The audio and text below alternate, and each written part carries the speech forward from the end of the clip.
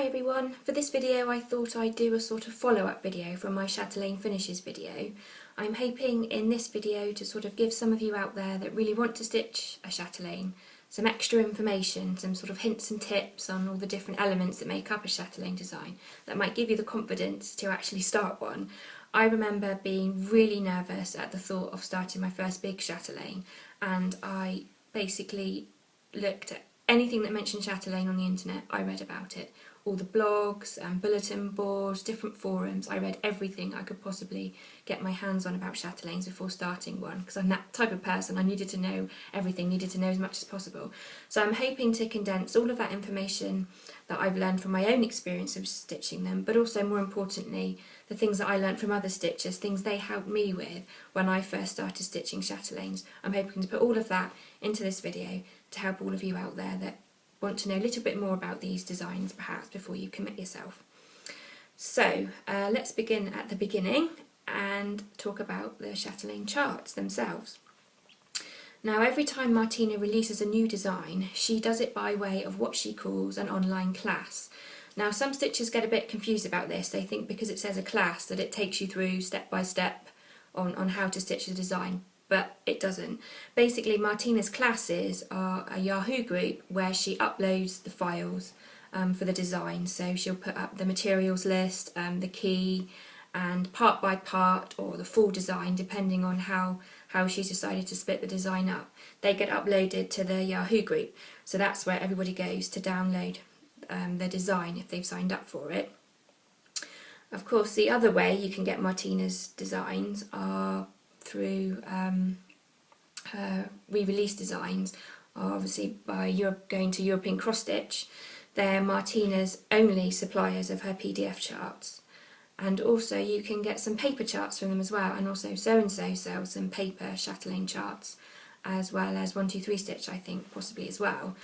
The thing to remember if you do decide to purchase a paper chart, they only, I think it's only Martina's older designs that you can get with a paper-based chart, is that these charts and designs are extremely intricate. So obviously if you get a paper chart, you're still going to have to enlarge that chart.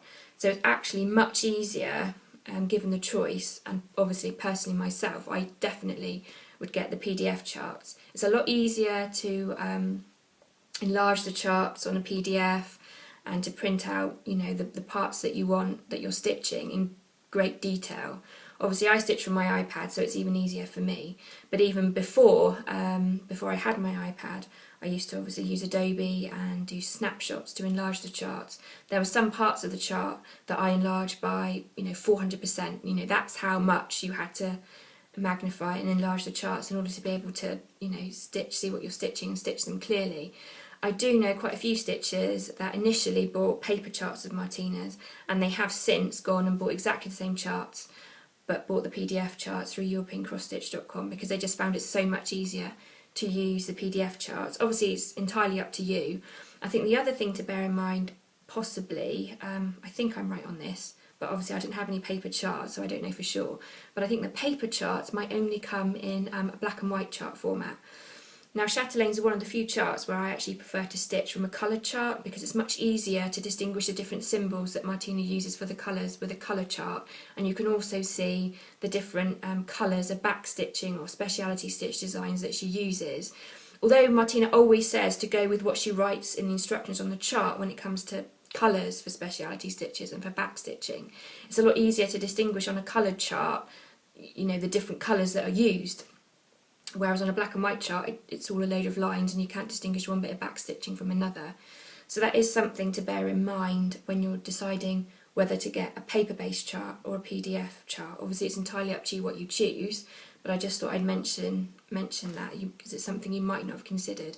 Obviously with the online classes, those designs are only available for the set period of time that Martina states. Usually they're open for a year. You can join that class at any point in the year and you'll still have access to all the parts of the chart that have been released up until that point.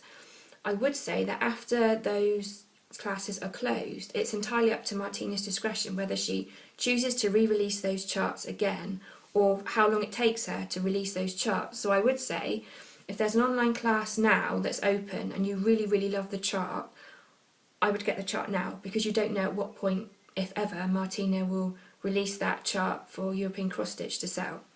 So obviously that's up to you. Quite often, as I've said before, I think I've signed up for classes and just saved up the parts, and then when I have a gap in my rotation or I want to start a new chart, then it's all there ready to go.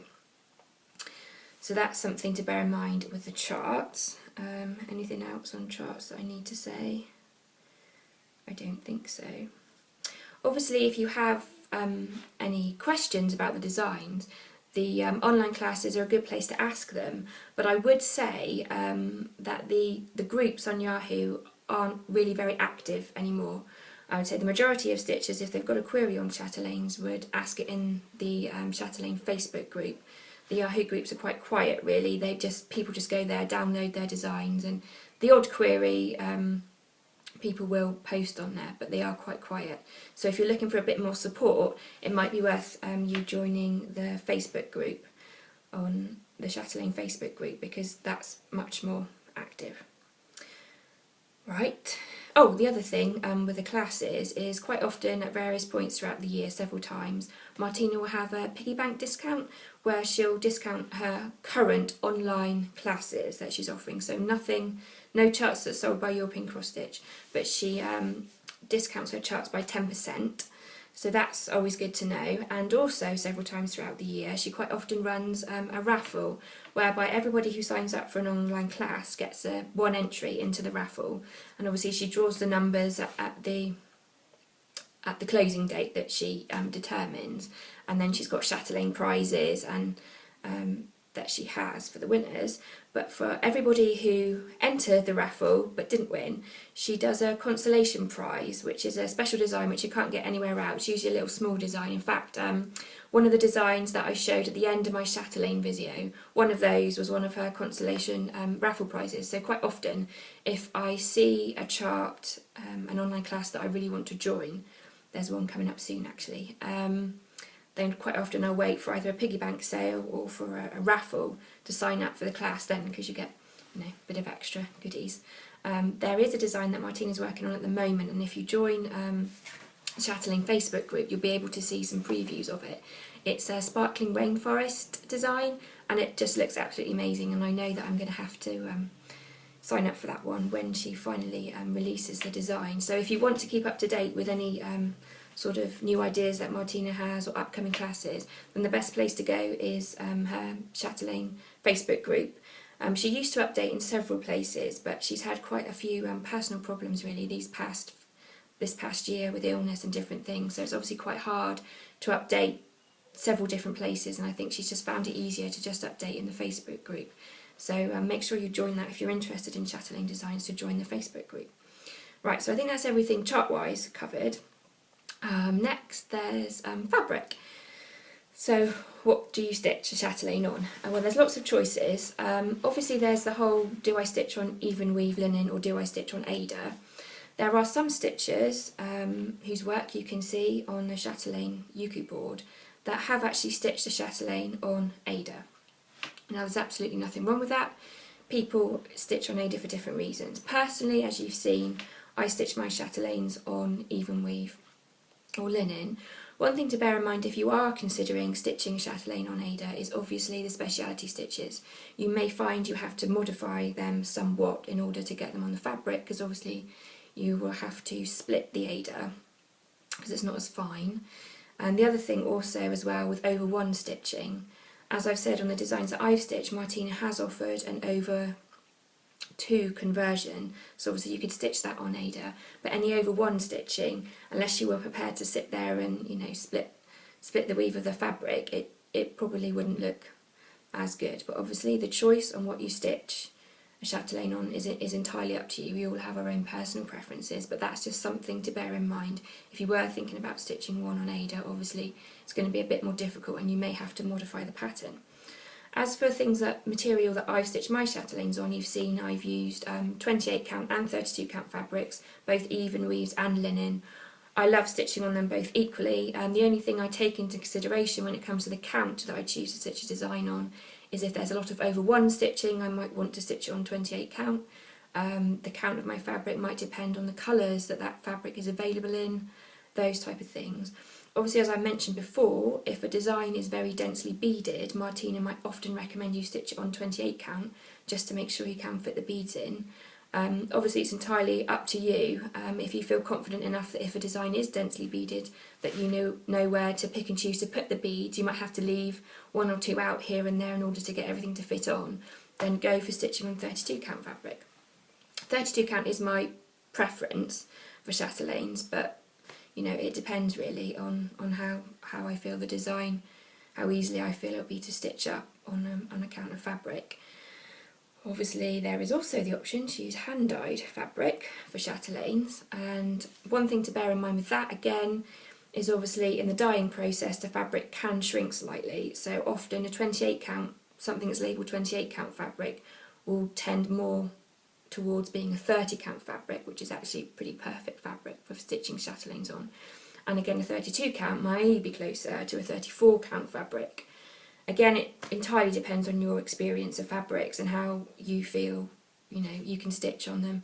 It's the beading really that comes into consideration when you're talking about fabric counts with chatelaines. Obviously straight up stitching, even the speciality stitches and cross stitches, that's no problem on whatever count you use, but it's the beads really, which is why the only count of fabrics you can stitch chatelaines on are either obviously 14 or 16 count aida or 28 and 32 count even weave. You can't stitch a chatelaine on, for example, a 36 count linen because the beads just won't fit, it's too small. So it has to be those counts of fabric or their aida equivalents really.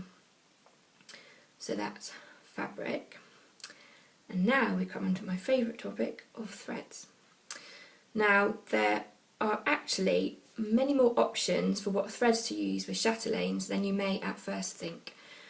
Obviously everybody knows that chatelaines are expensive to stitch. They contain a lot of silk threads, which I think wherever you live, whether it's in, you know, the States or in the UK and Europe, Australia, they're expensive wherever you go to a greater or lesser degree. But there are several options, different types of threads that you can use.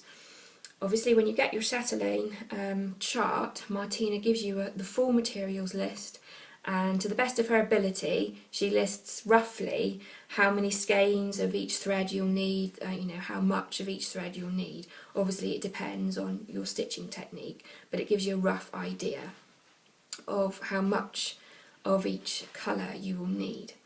Martina always puts a disclaimer at the top of her materials list to say if you want the finished piece to look like the finished piece that she's designed, then use the threads that she advises, stick to her materials list. So that's pretty fair. But what I would say though is with a lot of chatelaines, nobody actually knows what the finished product is going to look like. For her newer designs, especially if they're released part by part over a year, stitchers are stitching them as they go. Martina doesn't have a model stitcher for her newer designs. She creates the designs entirely from her imagination with just the threads in front of her. With her choice of colours, which I think is absolutely amazing that somebody could create that design with all the array of colours, you know, from her head really. She hasn't got a stitched example in front of her, so her talent is absolutely phenomenal. But bear in mind that unless another stitcher kindly puts up a picture of their work, you actually have no idea what the finished piece is going to look like. And Martina doesn't have any problem with people using other threads in her design, but obviously she makes that statement because if you choose another colour and it doesn't look right, then that's, you know, entirely up to you. That's not the thread that she's chosen. So I would say that if you are like me and are a bit of a rebellious or a bit adventurous in your stitching, then there are lots of other options other than what Martina states on her materials list. So what are those different options? Well, of course, first of all, you can just completely stick with Martina's material list. That's exactly what I did for butterfly lace. I used all the materials that Martina suggested. Now, when you think about buying those materials, her suggested materials, there are obviously a few ways you can do it. If you've got plenty of cash and you live in America, by far the easiest way to kit your chatelaines is to buy the full kit from Cindy at European Cross Stitch. She makes these fantastic little parcels up. You've probably seen other people. She puts all the threads in floss away bags, ties it all up with ribbon. It looks beautiful. If you're like me and you live in the UK or the EU or Australia or anywhere else, obviously when you buy things from the US, you have the fair chance of the parcel being caught by customs, and then of course you have other charges on top of that, which makes it slightly more viable to buy from America at times. So what I tend to do when I kit my chatelaines is I buy a few threads at a time, partly because I do have quite a big thread stash, so some of the threads I already have, so I don't need the full kit, but it also helps to spread the cost to a certain degree. So in the UK I buy my threads from so-and-so, but I also buy them from I will be buying them when I kit up my next chatelaine, from the Crafty Kitten, because Dawn is a chatelaine stitcher herself, so apart from having beautiful hand-dyed fabric that she sells and dyes herself, she's also quite happy to get in certain chatelaine threads, and she also has a layaway option as well, so you could put in your thread order and then you have the opportunity to pay it off in a few instalments, so that helps to spread the cost as well. So that's the first easy thing to do with threads: stick to what Martina says. The second thing you can do is to use a Dmc conversion, which is what I did with Chinese Garden. Now, to the best of her ability, Martina will always try and provide a Dmc conversion for each of the silks. Obviously you can appreciate that that's quite difficult if you're using highly variegated silks. You would not get the same effect using a solid Dmc as you would to use a beautiful variegated silk. But again, it's up to you how important you feel that is. I mean, personally, obviously, I really love my Chinese Garden chatelaine. I don't have any, I'm not disappointed in the fact that I just chose to stitch it in DMC. I love it just as much as butterfly lace, really. I guess it all depends where you sit on the sort of silk versus cotton threads debate. Again, everything is personal choice. You can probably tell I absolutely love stitching with silks, but obviously in an ideal world that's what I'd use all the time. But in the real world, money doesn't grow on trees and silks are very expensive. So you might decide to pick a third option, which is for your chatelaine materials. You might think, well, actually there's quite a lot of solid silks or near enough solid silks in this piece, so I'll switch those to DMC, but the highly variegated silks, I'll still use those. So again, that cuts down the expense a little bit, and you've still got the combination of using your DMC threads, cotton threads, and using silk threads, which is nice. Other stitchers have chosen to convert all the silks and sometimes all the cottons into one specific brand of silk, which is hand-dyed fibre silk, which you can get in America. That's where they come from. And I don't know if you've ever seen them before, but they come on little spools like that. They're cheaper, I don't like using that word cheaper, they're a less expensive silk, and they come in all sorts of colours. So I think I checked this morning, a spool of solid silk, which would be the equivalent amount to a skein of DMC. A spool of that is $2.90 for a solid colour, and a spool of variegated, again the same amount you'd get on an 8-metre skein of DMC or Dinky Dyes or whatever, that's $3.25. So they are slightly less expensive, and some stitchers actually prefer this brand of silk, so that's what they've chosen to do. The other option, you might think silks are too expensive for me, but I still want that kind of variegated, different feel. So what other stitchers have chosen to do is, again, they've used Martina's Dmc conversion for the solid colours, and they've actually chosen themselves some nice cotton variegated threads. So some stitchers actually decide to, any Dinky Dyes silks that are used, they'll just use the cotton version of the same silk if they can find it. Or they take another brand of cotton thread, overdyed thread, something like, say, Threadworks, for example. They've got loads and loads of lovely variegated cottons, and they've picked out their own choice of that particular colour to use in their chatelaines. So they still get that sort of, different feel using all those different colours in one thread, but a less expensive version by using the cottons. So there are sort of several options available to you if you're a stitcher that's happy to switch things up a bit. Personally, I would much rather stitch, if it you know, if money was no object, obviously I'd stitch every chatelaine in silk. But if I was given the choice between either stitching a chatelaine in cotton, at less expense, over never stitching another chatelaine again because I couldn't afford the silks, I would always just stitch a chatelaine in cottons. There's absolutely, I've got absolutely no problems doing that at all. I mean, I've stitched a whole large design fully in cottons, and I was really pleased with the results. And a lot of chatelaine stitchers would say the same thing. There are quite a few stitchers that choose to use the Dmc conversion, so you shouldn't be afraid. I would hate to think that people are put off stitching chatelaine because it's too expensive. It needn't be if you don't want it to be.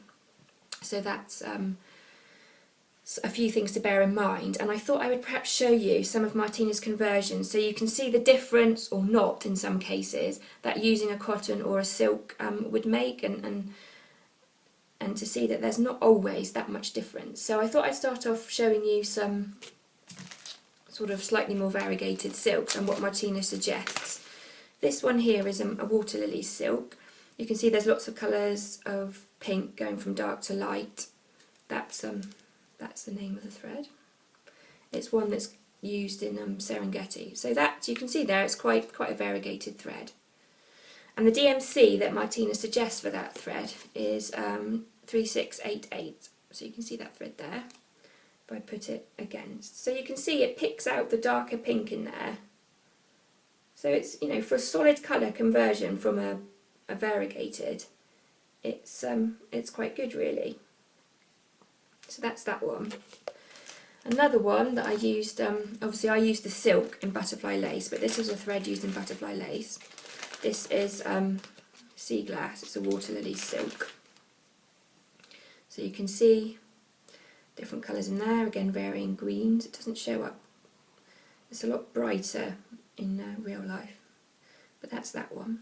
And the colour that Martina chose for her conversion is DMC 503. So again, it picks up on one of those colours of green running through.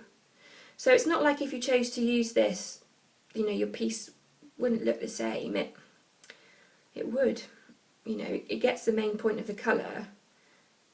So you can see that the conversions aren't way off. And to be honest, I don't think it would, it wouldn't harm your finished piece at all. So that's two sort of more variegated silk threads, and their DMC conversions that Martina uses. Now there are some silks which are supposedly, well, they are overdyed, hand-dyed, overdyed silks, but although they're not technically a solid silk colour, to all intents and purposes they just as well be. And one of them that Martina likes to use a lot is Dinky Dyes. The colour's Gidgee, I don't know if I said that right, but that's what I call it. So it's green thread. Now there are the tiniest bit of light to dark going through it, but not really. For the most part, it's pretty much solid. It's actually showing up more variegated on the camera than it actually is in real life. I don't know why that is, but it's near enough solid. So the conversion, the DMC conversion that Martina uses for that one is DMC 733. Now I've used I was going to use these two threads side by side in Fire Lily Garden. Both threads were called for in the pattern, but I just thought, well, this is silly because to my eye they're near enough the same colour, and why waste silk? The DMC was practically the same. I stitched two stitches, one next to each other, and you can't tell which one's which. So in some cases I will do that because I love stitching with silk, I love the feel of stitching with silk, but sometimes I don't really see the point in stitching for silk for silk's sake, if that makes any sense. Another case in point actually is something I'm stitching at the moment. I've been working on Hortus Viridarium. I've been doing part 3. Now I don't know if you can see these very well, but on there I'm stitching rice stitches. Now for a rice stitch, you can see it there on the bottom, a large base cross. I do my rice stitches slightly differently than Martina says, but that's just me. They look the same at the end, but I just stitch the bits in a different order. Well, that base cross there, that big base cross you can see here, That's supposed to be stitched in Gloriana Elizabethan green silk. But you'll see from these completed rice stitches here, you can't actually see that base cross at all. So I thought to myself, you know, is this a bit of a waste of silk really, because you can't see it. So what I chose to do is I found a DMC in my stash that's the same colour really. Obviously with the silk you do get a slight variation in the green. So there's the silk there. It doesn't show up very well, but you can see that it's not mega variegated at all. It's coming out more blue, but it is green, dark green. And that's the DMC that I've chosen to replace it with. Because I thought, well, you can't see the silk, so it kind of defeated the object for me. Obviously in places in the pattern where there's, you know, the stitches are fully visible, then obviously I'll use the silk and not this one. But to me, personally, it seemed like a waste of silk. So if you're the type of person like me that's quite happy switching and changing things about, then don't be afraid to do so if it makes these designs more affordable, really. Oh, there's another example of a more variegated one there that I used in butterfly lace. You can see in that one there's greens, no, there's not any greens. There's different shades of blues and greys, and the DMC that Martina chose to use for the conversion is there, 3841. So you can see that it's not exactly the same, and you wouldn't get the same effect, but it wouldn't look out of place on a chart. So I just thought I'd include those sort of different thread comparisons for anybody that is thinking about doing it in DMC or picking their own colours, you know, to have the confidence to do it really, because your design will look just as beautiful as somebody that's used silk. I mean, as I said, there's a whole silk and cotton debate. I love stitching with silk, but to be honest, if you could see in real life my Chinese garden next to my butterfly lace, in my opinion, you would not be able to tell which one had been stitched in silk and which one had been stitched in cotton. I think the only way that you could tell the difference between silk and cotton is if you used a filament silk. Because there's two different types of silk. There's spun silk, filament silk. Filament silk comes straight off the cocoon, silk cocoon, in one continuous thread, so it's incredibly shiny. Other silks are spun silks, so it's just where cocoons have been broken and that type of thing. They're spun in just the same way that you would do with cotton or wool. The fibres are collected and spun together to make the thread. So they're still shiny and they're still beautiful to work with, but they handle much more like cotton spun silks. So your spun silks are basically all the silks everybody's familiar with. Karen water lilies, hand-dyed fibres is spun silk, Dinky Dyes is spun silk. The majority of Glorianas are spun silks. What some stitchers, who I'm very jealous of, have decided to do for their chatelaines is where the chart calls for a DMC thread, they want to stitch the whole thing entirely in 100% silk threads. So they've chosen to substitute their DMC threads for silk mill silks, and they are a filament silk, so they are super shiny. So I'm pretty sure that you'd be able to tell if you had a piece stitched in filament silks sat next to a piece stitched in cotton, you would be able to tell the difference then. I've got some silk mill silks here to show you. I'm pretty sure this super sheen won't show up on the camera, but they are super shiny, so I'm pretty sure I'd be able to tell if something had been stitched in this. But on the whole, I would say silk versus cotton. On the finished article, you can't tell which is which.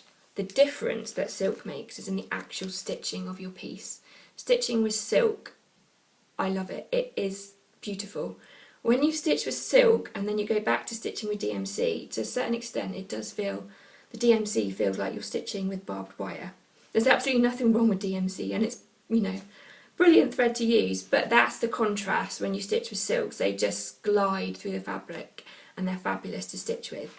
But the finished piece, I don't think, if you're using spun silks, I don't think you'd be able to necessarily tell. So please don't think that if you stitch a chatelaine in cotton thread that it's going to look, you know, completely different. It isn't really, because I don't think you can tell the difference. I mean, I've stitched quite a few pieces in 100% silk threads, and obviously I stitch designs that are all cotton threads, and I only know the difference because I know what I stitched with. But asking somebody else, even I would say really, really experienced stitchers, once something's behind glass, I don't think for the most part you can tell. It's more in the touch and the feel of the actual thread. That's what makes a difference.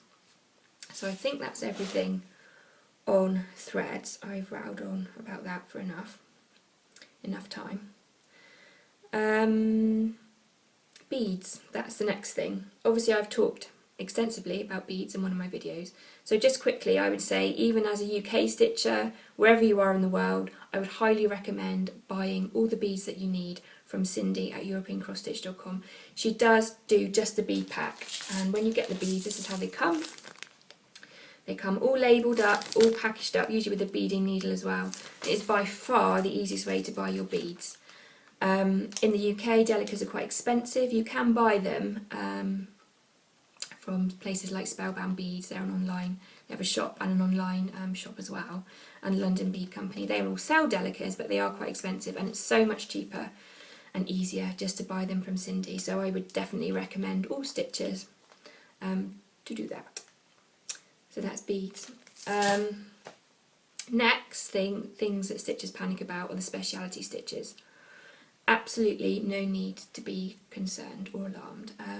All of the charts Martina puts in stitch diagrams. They're incredibly clear and easy to read. Obviously if you've got the PDF chart, you can blow them up, make them really big so you can clearly see the different legs of each stitch. Failing that, there's obviously plenty of tutorials and things on YouTube and things like that. The other place which I found to be really useful, and I hope the website is still there, I can't see why it isn't, I didn't check before I did this video. Victoria Sampler, well-known designer should I say, they have a stitch animation on their website, and it's brilliant because there's several different stitches on there, and you can ask it to play a little video, and there's a little animation of how to do that stitch, each leg of the stitch. So it's really useful. Sometimes you look at a stitch diagram and you just can't make head nor tail of it. So hopefully in that circumstance, Victoria Sampler would have a stitch animation of it so you could see it. Sometimes it's a lot easier to see things and just to look at a piece of paper. It can be, you know, quite difficult. So I wouldn't worry about the speciality stitches. I've not come across one too bad, any stitches that are too hard yet. I have a particular bugbear for any sort of looped stitches. I hate loop stitches. It's the control freak in me. So Lazy Daisies and there's a few other loop stitches I've done. I think Oyster Stitch and Breton Stitch. They were loop stitches. Yeah, I hate them, but so far I haven't come across any of them in any of the chatelaines I've stitched. I'm quite pleased about that. But Martina does tend to use the same stitches over and over again, but just different sizes and different variations. So the main stitches you'd come across, just in case you didn't know, are rice stitches, Algerian eyelets, road stitches, ray stitches, Jessica stitches, if I haven't already said that. I can't remember what I've said now. But those are sort of the main types of stitches that Martina uses. So I know before I started my chatelaines, I did sort of a bit of research on the different types of stitches. And if you're doing a new stitch for the first time, I still do this when I come across new stitches. It's always good to have a little scrap of fabric next to you so you can have a few practice stitches before you do the stitch on your actual piece. That's always a really handy thing to have, sort of little doodle cloth, people call them, to practice your stitches on before doing them on your real piece. So yeah, don't be afraid of the speciality stitches. They're nothing to worry about, and they're all very clearly in very clear diagrams for you. Right, now the actual stitching of the piece. There's one really good tip that I picked up, which doesn't always necessarily apply for the way I stitch, but I thought I'd share it with you because it's really useful. And that is to always, when you start your chatelaine, to always make sure you mark the top of your design or the bottom of your design. Mark your design in some way so that you know which way is up. And there's a very good reason for that, especially if you stitch in a hoop or Q-snaps. And that is because obviously in a chatelaine you want all your, just like in any other design, you want all your crosses to go the same way. You want the top legs of all your crosses to match. Now bear in mind that for a lot of the design, especially when you start stitching them, chatelaines are symmetrical. So sometimes it's quite hard to tell at a glance which way up your design should go. Now you can obviously stitch your chatelaine upside down, because if you rotate your design by 180 degrees, your stitches, your top stitches of your crosses will still be the same way up. But if you decide to rotate your design accidentally by 90 degrees, then the top legs of your crosses will go in a different direction. So say for example you're stitching in a Q-snap, you put your design down to go off and do something, then you pick it up again, but you've accidentally turned it without realising it, because it's symmetrical, you don't think about it, and you start stitching it after you've turned it 90 degrees, then your crosses won't match. The legs will go in a different direction. So that's why, to start with, until your design sort of gets to a point where you can easily tell which way's up, it's always a good idea. I usually run a little bit of thread through the top of my chatelaine so that I know which way's up. Now obviously for me, as you know, I work on scroll frame, so it's quite obvious to me which way's the right way round. And as I said, as long as I only rotate it by 180 degrees, my crosses will go the same way. Sometimes I do stitch it upside down, so to speak, just because it's easier on my stand to reach that part of my design rather than stretching up to stitch. But I just thought I'd mention that because it's something that you might not necessarily think of straight up. So I hope you've understood what I'm on about. If you don't, then let me know and I'll see if I can come up with a much better written explanation. But it's something that a lot of seasoned chatelaine stitchers will tell you, is to mark which way's up on your design so that you don't make the mistake and then have to frog stitches just because you've accidentally, without realising it, rotated it more than you should have done. So that's that. And I think, just looking at my notes, I think I've come to the end of things I have to say on chatelaines. So I hope that information has been useful. As I say, I'm really enthusiastic about these designs and I don't want anybody who desperately wants to stitch one to think A, that it's beyond them, because it's not. They're just like any other pattern. You just take it each step at a time, one stitch at a time. There's lots of other stitchers out there that stitch them and you can pick their brains, or, you know, just ask me a question. I think there's no such thing as a silly question. If you don't know the answer, you don't know the answer until you ask someone. So if there's anything in this video about chatelaines that I've not mentioned and that you want to know about, if you have a question that I haven't covered, then just please ask me, because I've probably asked the same questions myself, and you know, as I say, there's no such thing as a silly question. What might be obvious to one person isn't to another, so you don't know until you ask. So please make sure you ask if there's anything that I haven't covered and that you really want to know. Yeah, so I think that's everything. Thank you to everybody that watched my chatelaine video and for all your lovely comments, and to everybody that subscribed. I really, you know, it's really nice to think that people have appreciated my work, and it's always good to share it with other stitchers, because I think however much other people who aren't stitchers admire your work, genuinely admire your work, I think it takes another stitcher to understand how much work and effort has gone into that piece. So it's always really nice when other stitchers comment positively or negatively on my work. I don't mind either. Yeah, so hopefully that's everything, and I've remembered to say everything I wanted to say. And so I really hope that this helps some of you more hesitant chatelaine stitchers to bite the bullet and put your first stitch in a chatelaine.